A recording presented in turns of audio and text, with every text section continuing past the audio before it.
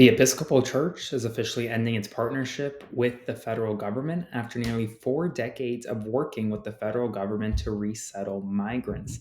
Folks, this is a significant development today and comes as Donald Trump has worked to resettle white South African residents and instead has blocked all migration for refugees from other nations.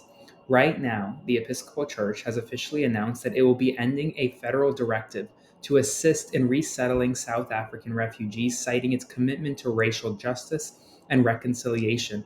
Presiding Bishop Sean Rowe said the church will end its longtime partnership with the government rather than comply, just as a group of 59 South Africans arrived in the United States on a chartered flight. Now, folks, if you couldn't tell I'm using a new mic, I'm trying something new out. Let me know what you think.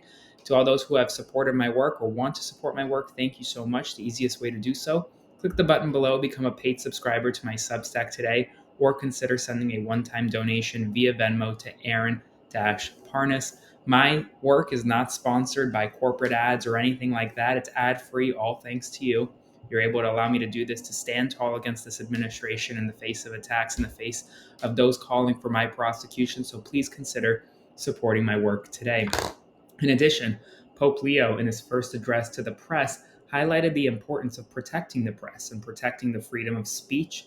He thanked over 1,000 journalists for their coverage of Pope Francis's passing and the papal transition, urging them to communicate with truth and reject the, quote, war of words. Welcomed with cheers and applause, the Chicago-born Pope emphasized the moral responsibility surrounding artificial intelligence, called for peace in communication.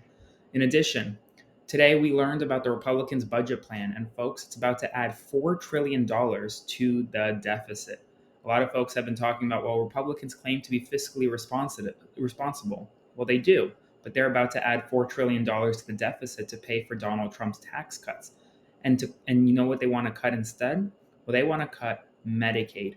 Hundreds of millions of dollars of Medicaid cuts are on the horizon if this tax bill passes. And according to the Congressional Budget Office, by 2034, 13.7 million people in America could lose health insurance access, according to the nonpartisan Congressional Budget Office. Donald Trump is urging those on Capitol Hill to actively pass this legislation. It's going to go through a significant test over the next several days, especially over something called the SALT deduction. It's the state and local tax deduction, which has galvanized both Democrats in red states and Republicans in blue states, especially states like California and New York, where the state and local tax deduction is a major issue. And right now, many on Capitol Hill are not seeing eye to eye, so we'll see what happens next. Senator John Thune, the Senate Majority Leader, suggested that Donald Trump's executive order signed today on drug pricing would stir significant controversy if Congress tried to make it law, even indicating that he likely wouldn't support Donald Trump's price caps on pharmaceuticals. In addition, Donald Trump today spoke about Qatar's major gift to the Trump administration, the 747 luxury Boeing jet. He expressed his strong respect for Qatar's emir and Qatar's leadership. He said that accepting the plane was a reasonable gesture, given the United States' long role in protecting Qatar, and he joked he'd be foolish to reject it. He clarified he won't be using the airplane after leaving office and plans to retire it as a display piece in his presidential library. But folks, remember, Pam Bondi, his attorney general, the person deciding whether or not he can accept this gift, whether or not it violates the emoluments clause, whether or not it's considered a bribe. Well, she, before becoming attorney general, lobbied on behalf of Qatar from 2020 to 2022, earning $115,000 a month to do so. Donald Trump is expected to meet with Syrian leader Ahmed al-Shara, who is still classified as a terrorist by the United States, during his visit to Saudi Arabia this week. Trump is also considering lifting sanctions on Syria, suggesting the country needs, quote, a fresh start.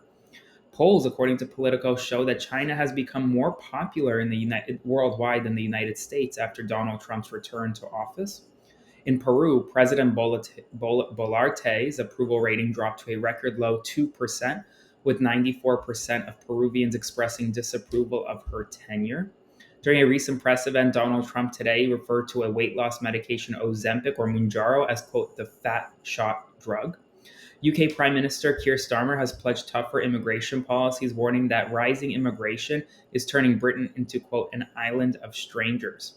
In addition, senior Justice Department officials tried to enter the Library of Congress after Donald Trump appointed Todd Blanche, the Deputy Attorney General, to be the interim Librarian of Congress. And while they were denied by officials at the Library of Congress, citing extreme separation of power issues, given the fact that the Library of Congress is not necessarily under the executive branch.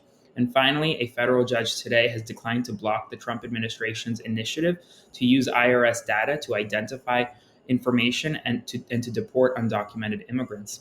That's all the news right now. I'll see you this in the morning with another morning news rundown. So take care, everyone.